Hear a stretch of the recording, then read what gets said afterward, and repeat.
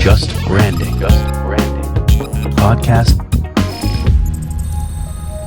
Hello and welcome to Just Branding. We have an incredible guest with us today, Michael Johnson. Michael Johnson is the founder and creative director of Johnson Banks, which is an incredible design consultancy based in London. They're responsible for the rebranding of companies such as Virgin Atlantic, Think London, Christian Aid, and many more. His company is known for how they define, then design brands that make a difference.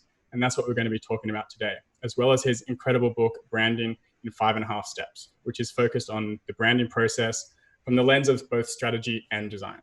Plus, we'll explore his latest book release, Now Try Something Weirder, which shows how to have great ideas and survive in the creative business.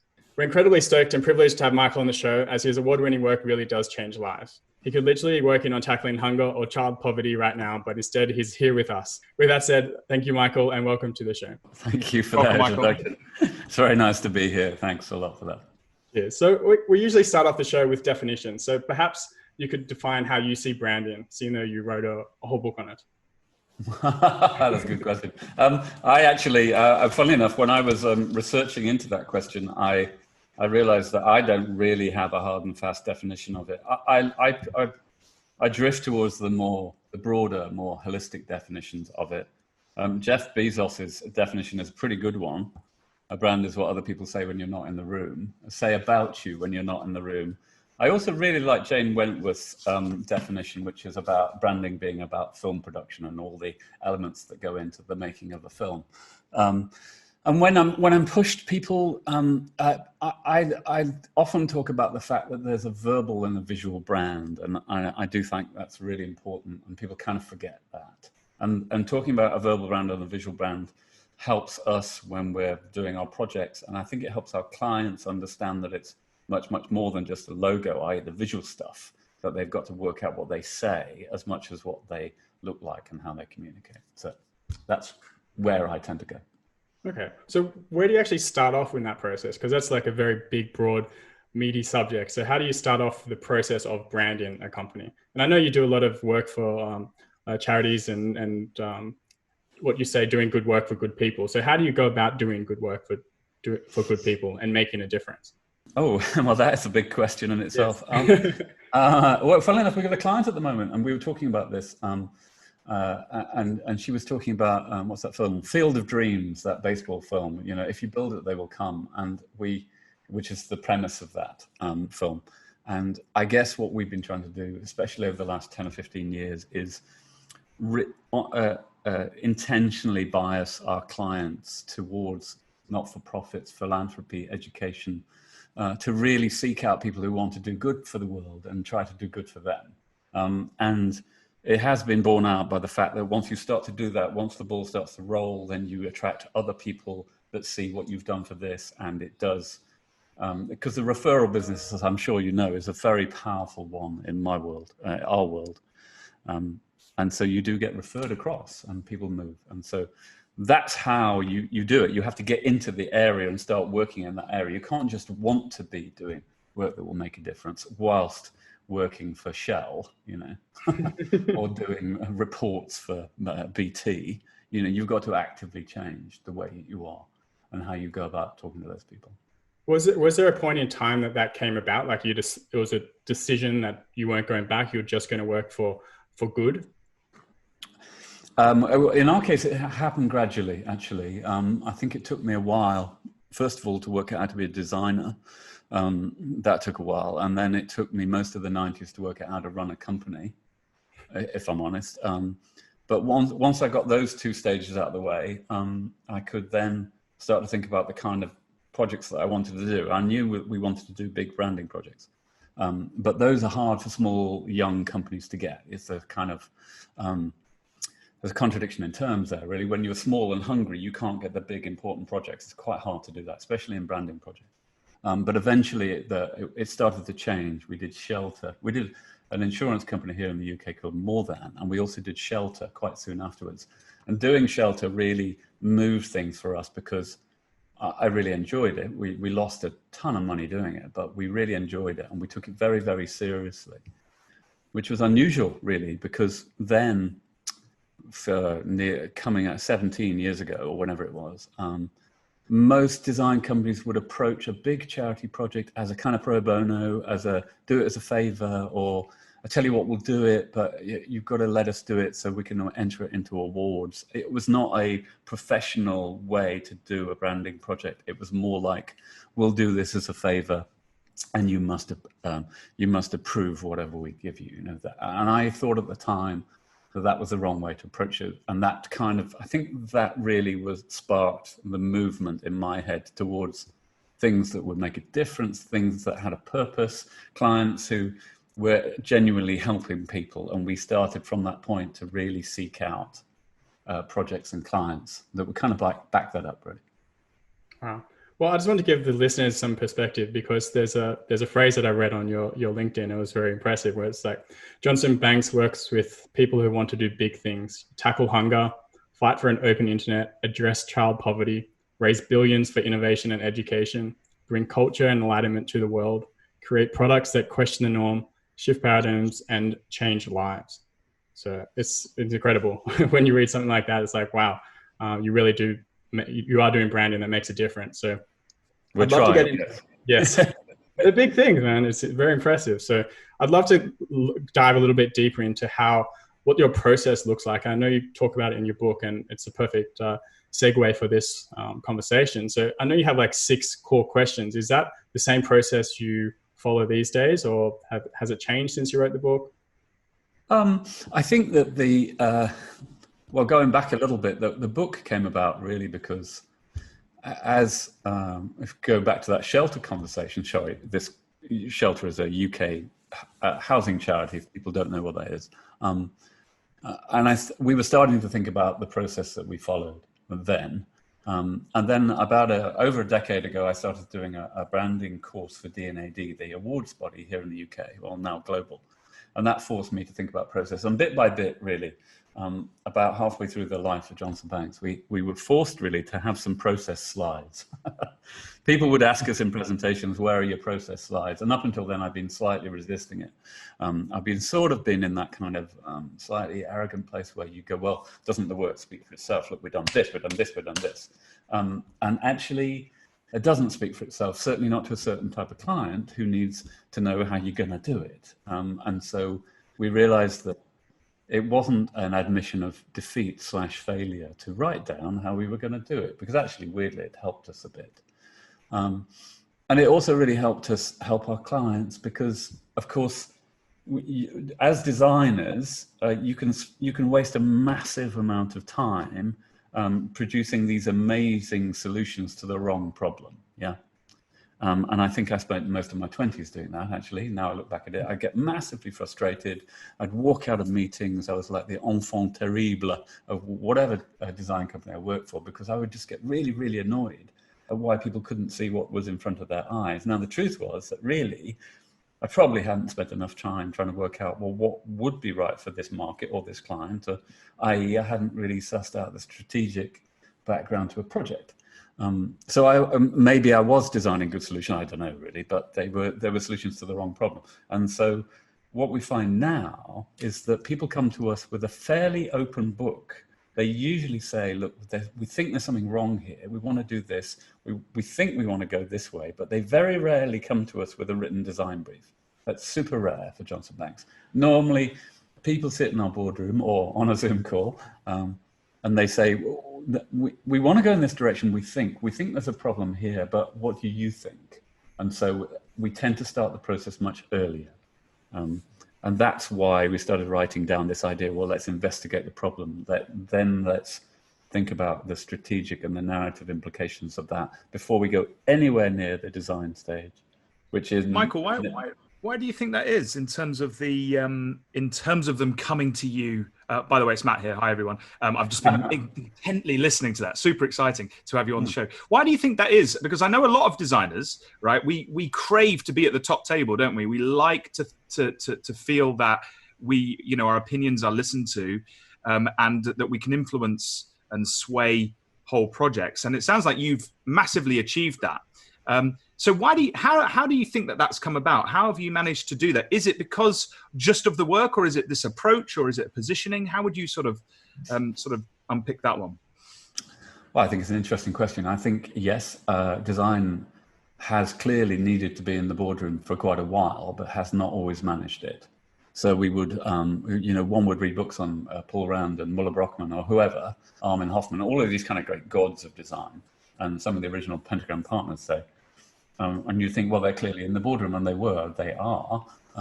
Yet for the rest of the design populace, really, they were not. They were reporting to the marketing team, or even maybe the middle managing marketing team, or the comms manager, or something like that. And that is very, very frustrating for anyone involved. So I think what lies behind your question is, how do you get design in the boardroom? How do you get the design thinkers into the boardroom?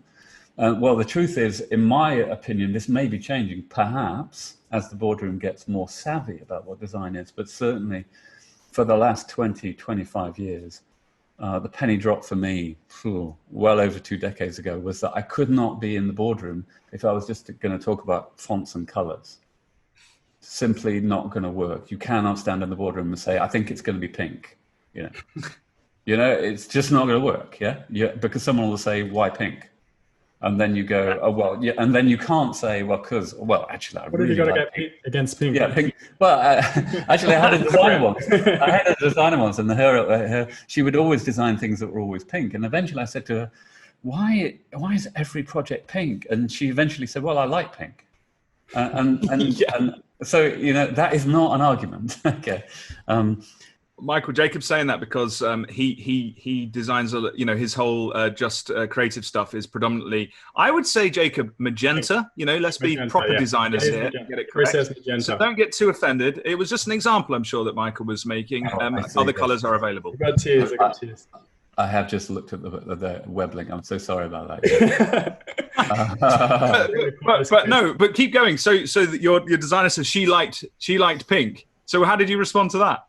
I use that as an example, really, because I only use that as an example because talking about the visual side of things, it doesn't always fly in the boardroom, basically. You've got to have a strategic background for why you're doing something. And I learned that pretty early on. And I learned if I could learn the lingua franca of branding, A, and then B, work out how to use it myself, that would be phenomenally useful because really people need a guide. They need someone who can help them with this verbal and this visual stuff. And if you can help people and if you can make sense and if you can have a logical, rational reason for whatever you're doing, that is phenomenally useful. And that would get you over the hump of the frustrations, if you like, that I faced as a younger designer, really. Well, we can dive into those questions because they are powerful. So it's not just about the color pink and all of that. So I'm just going to read out the questions that you use in that graph so people understand. So why are we here? A very fundamental question.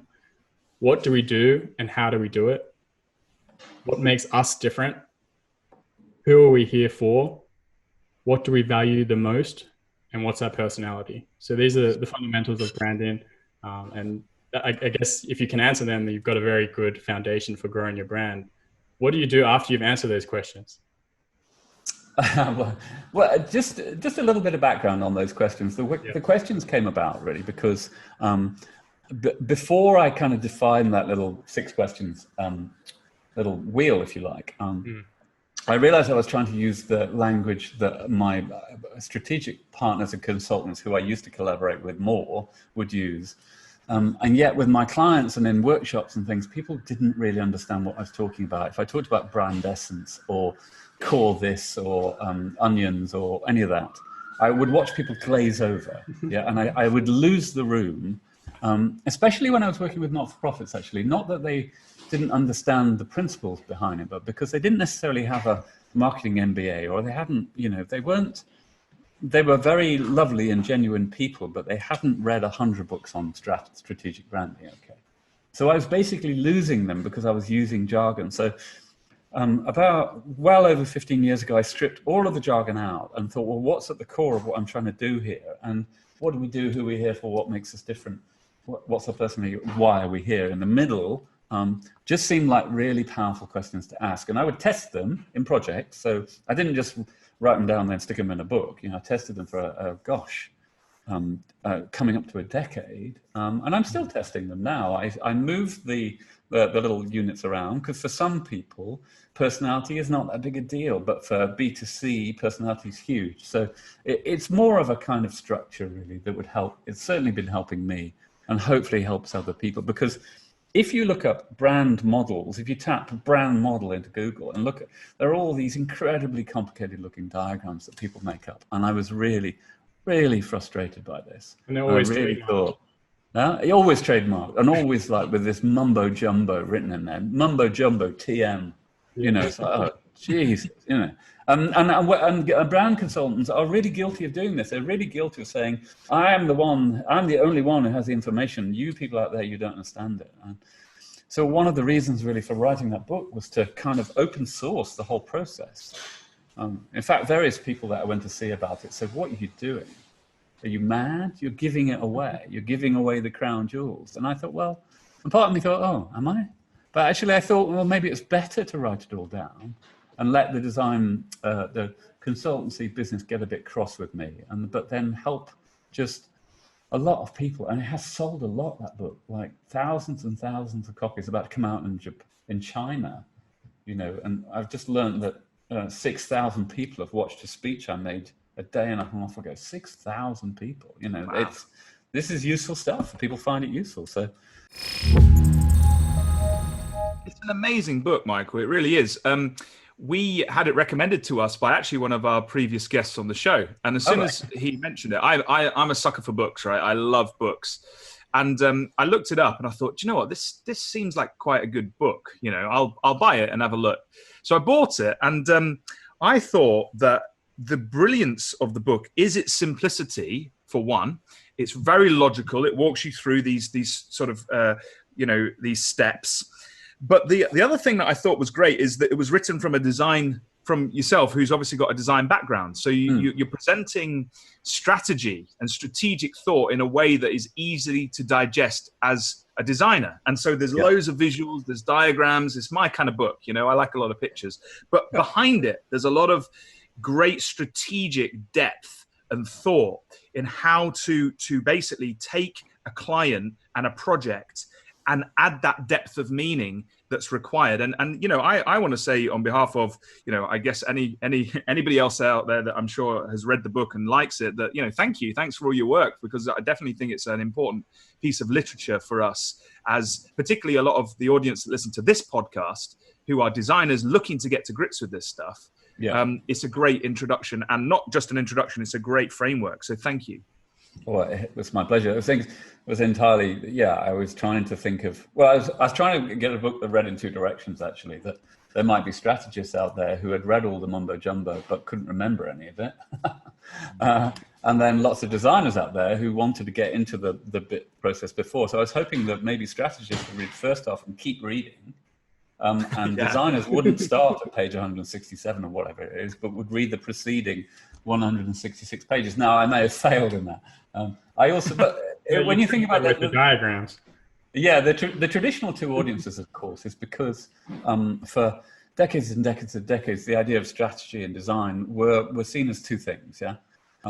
So you know, my first job was at Wolf Olins. You know, Olins, the famous history graduate who was all about the theory, and Wolf all about the creative jump, and that kind of paradigm of the theoretical guy and the creative guy was sort of set there, and you still see that echoed really across the brand consultancies of the world. Oh, I don't know what I'm doing, but let's ask the strategy team to do that, and then the strategy team deliver this 96-page PowerPoint presentation that the designers can't understand, you know.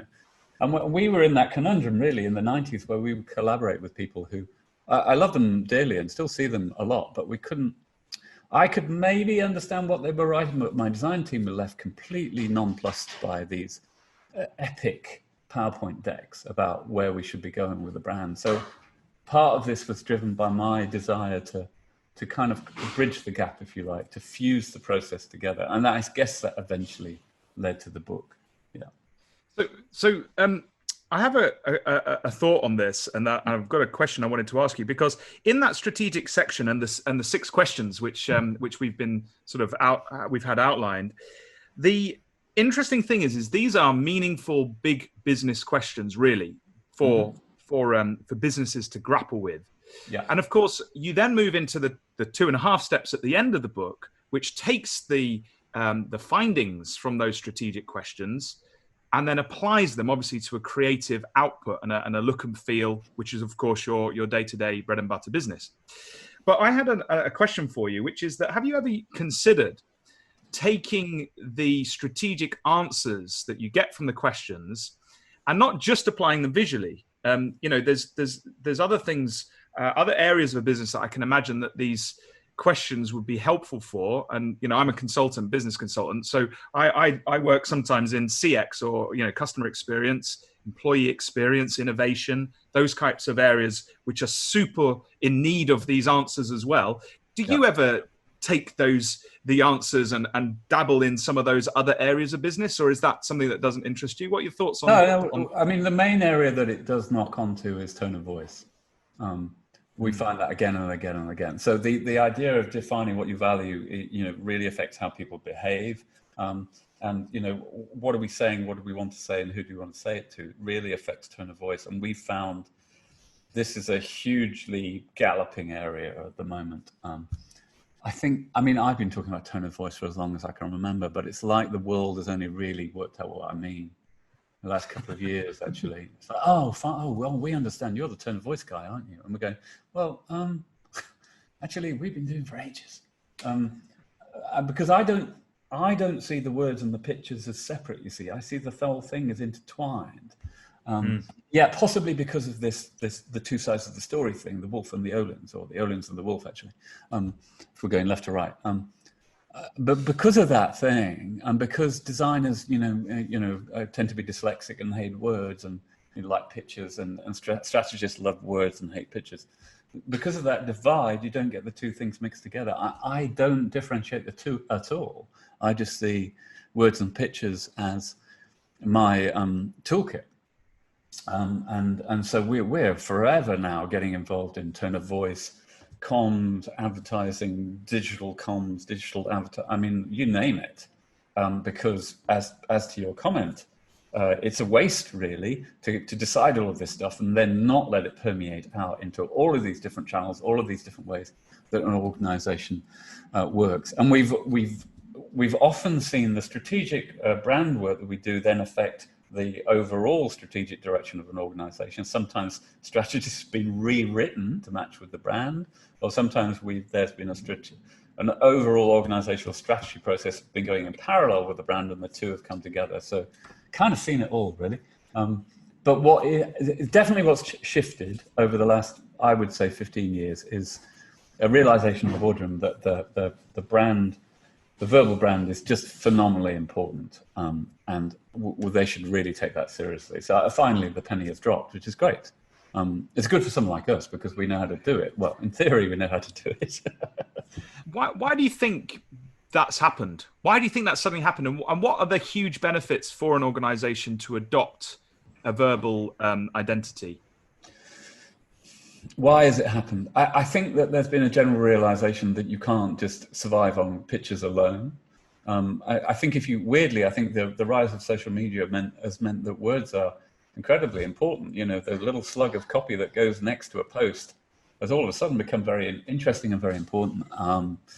There are other things at play. I think if you go back to the original .com boom, there was all of a sudden the name of your company became incredibly important as well. What you put in the top in your URL and put .com behind it, that became super important.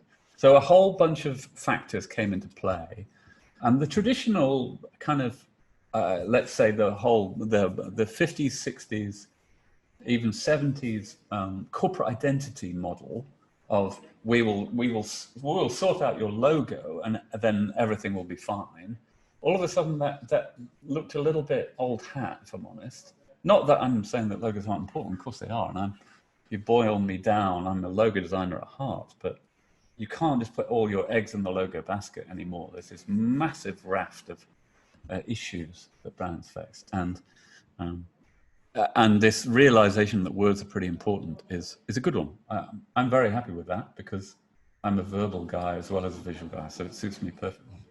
What benefits do the businesses that you work with that get to grips with the strategic side? What benefits do you think that they receive from that? From your experience, because I think that's a real question. To kind of think about, why should a business go through that strategic side of things? Well, I think it's, if I could use a couple of examples, maybe. I think that when we've been working with this teaching organization called Teach First, who've been around for over a decade. And essentially they're a social enterprise, really. They take very good graduates and they send them to the schools that need them the most. They don't send them to, so it's kind of a trade, really, that, we will train you, we will help you, and who knows where you might go in your life. But before you do that, we want you to go and teach at a school that needs you. And really their message got very confused and very convoluted. So getting them down to a simple message, building a fair education for all, it sounds super simple, doesn't it? It sounds like, oh, you just wrote that down on an envelope, Michael, and took it to a meeting. That took like 8 months, maybe. And that process of getting to that agreement is as much the process, actually. Oh, okay, we're all around this, the 15 people and then the 20 people in the workshop and then another 8 people, and then crafting the final things with the chief executive man to man, really. Those things are just incredibly powerful because now they've got something they can rally around. Duolingo is really another really interesting example. Fantastic product. 300 million people have downloaded the Duolingo app. 50 million people a month use it, okay? So massively useful, massively important, really, about people wanting to learn a new language. But they'd never written down what they stood for. I only needed less than a day at their headquarters in Pittsburgh to realize that really they weren't an app/gaming company at all. They were a social enterprise with a purpose. And nearly everyone talked to me about the fact that they were at Duolingo because they were really driven by the fact that the free side of the app, which at that point was 99% of users used the free version, was helping people learn another language. That in Sweden, I think it was Sweden, they saw this massive spike in people wanting to learn Swedish in Sweden. And then they realized it was because they were immigrants who were coming in, or refugees who were coming in and needed to learn the language of the country. So that was really, and getting them to agree that everyone can Duolingo, and this idea about who they're for and what they enable and what they do, that was just really, really powerful for us and also for them, because they now have this verbal basis for going forwards. In Duolingo and Teach First's case, they just reflect what they do, but we help them distill it down and just do a few words. And that process I found to be just amazingly powerful.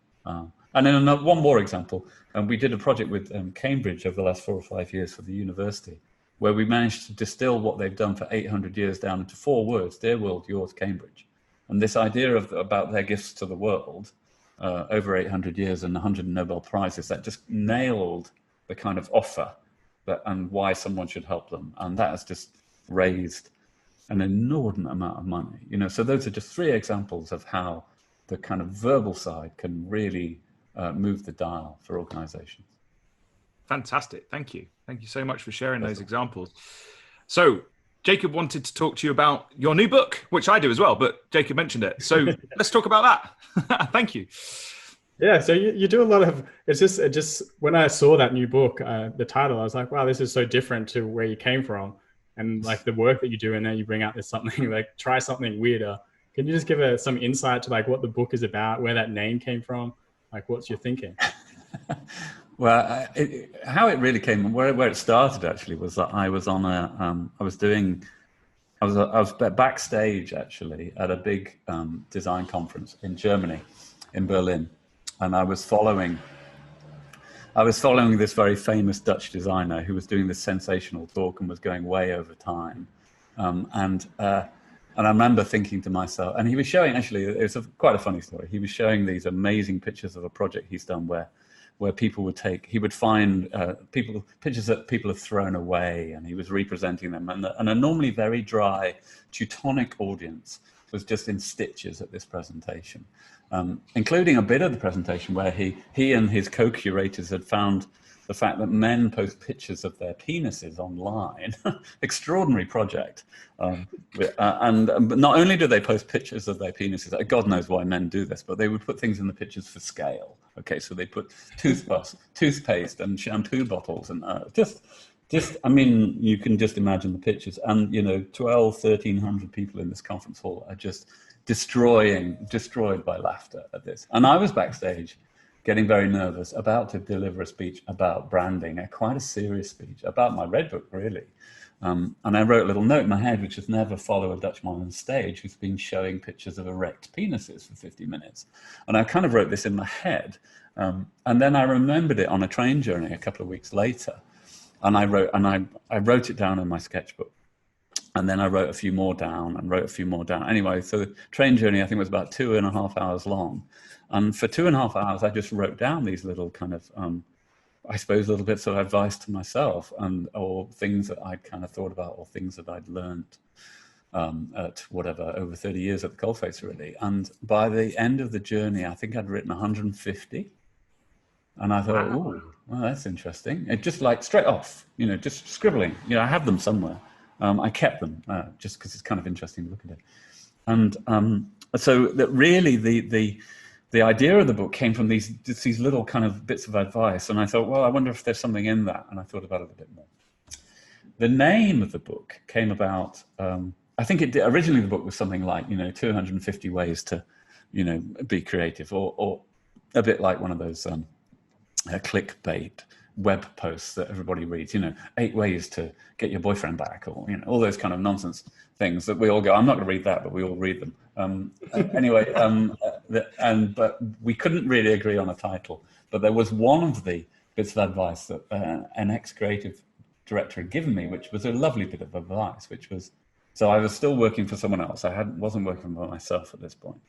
I went to my then creative director with what I thought was the perfect solution. And he said, yeah, that's pretty good. I think you've got it there. I think that's really good. And I said, okay, now what? And he said, well, now try something weirder. And I was a bit flummoxed by this. I said, well, why? Because look, we've nailed it. I think this is right. And he said, well, you may well be right, but if you go away and try something weirder, that will make the thing that's exactly right seem like the safe option, because next to it, there'll be the really weird option. And then the client, because the psychology of the situation will mean the client will go, oh, that's really weird, but this one next to it, I really like this one.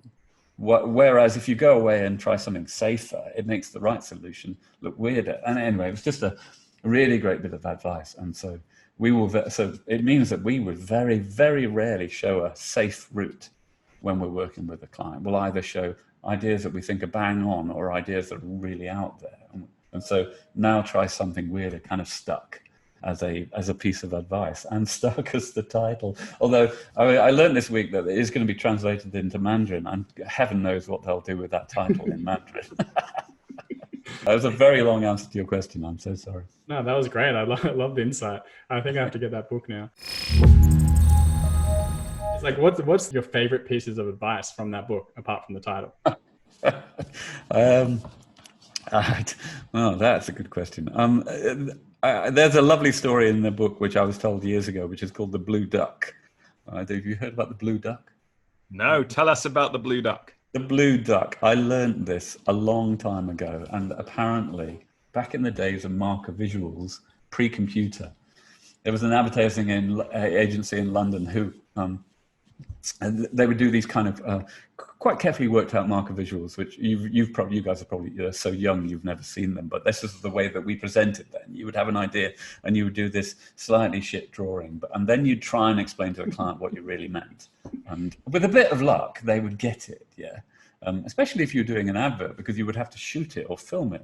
So quite a jump, really, for a client to take, really, to kind of see what you meant by these things which sort of look like cartoons, really. It was quite weird. Scamps.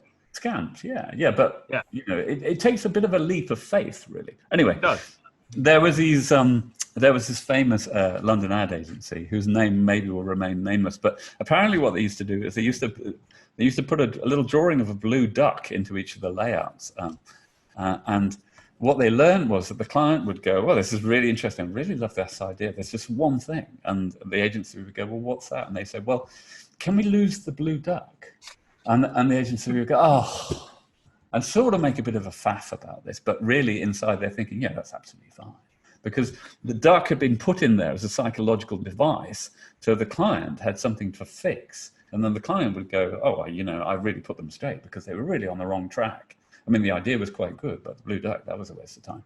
But I told them, Anyway, I always loved this story, and I always told it when I was like, 12 or something. No, I was in my 20s, and I thought it was a great story. So that's an example of one of the things that I just kind of stuck in my brain. I've got one of those brains that kind of records these things. Can't remember my daughter's birthday, but I can, remember a story I was told in 1987. Don't ask me why. That's how you won all your accounts with the blue duck.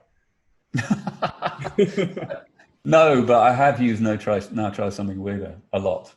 Now I've tried, and occasionally though they pick the weirder route, which is even more interesting, because the thing that you're thinking, well, that's really weird, they go for, and you go, oh, fantastic, Well, what's the sequel to your book then? Which one? Now try something weirder. Oh, I don't know. I'm at base camp on a couple of other ideas at the moment. I'm trying to work out which way to go with book 4. It'll be.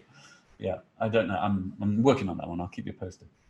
Oh, fantastic. I think what both of those examples and stories throw up with the blue duck and the try something weirder stories is the psychology, of working with clients. And in a way you want the right outcome for the customer's customer, if that makes sense, for the end user, consumer of the brand. But obviously we're outsiders often. We're coming into the project and we have to work alongside the client. And sometimes the client, let's be honest, they don't always, necessarily make great decisions because of whatever reasons, politics or whatever. You got any kind of parting thoughts or advice on working with clients and helping them come to great decisions?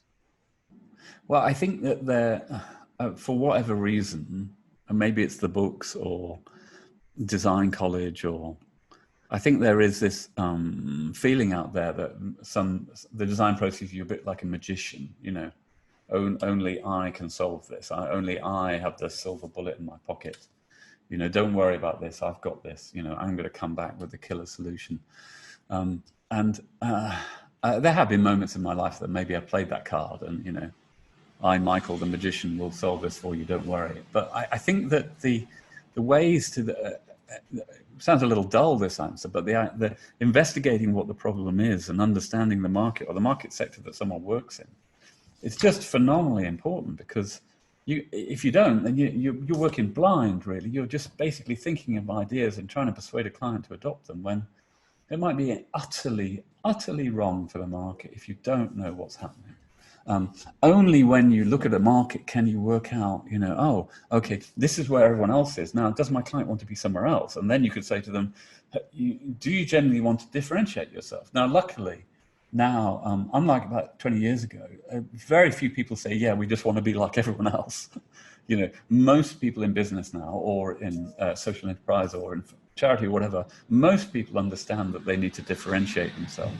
So my feeling is that war has been won, really, or not always, actually. But saying to them, well, no, we can't do this because there's this amazing gravitational pull, client side, which is understandable, to things that they know, to the frame of reference that they understand, to an easier decision. And so I think it's our responsibility, really, as communicators, whether verbal or visual, to kind of try and push clients out of their comfort zone.